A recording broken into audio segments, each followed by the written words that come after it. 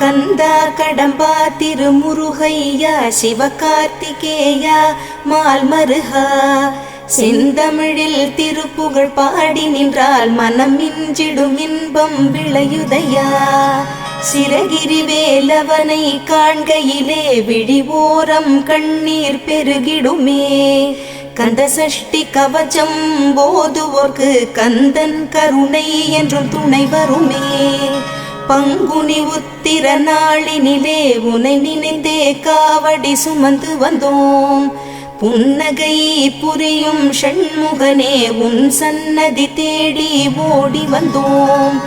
உன் பதம் பணிவது என் தவமே, என் மனதில் நிறைந்திடும் உன்முகமே. ஷண்முக பிரிய குஹ குரு சரவணனே வந்தே இன்னருளை தர வேண்டும்.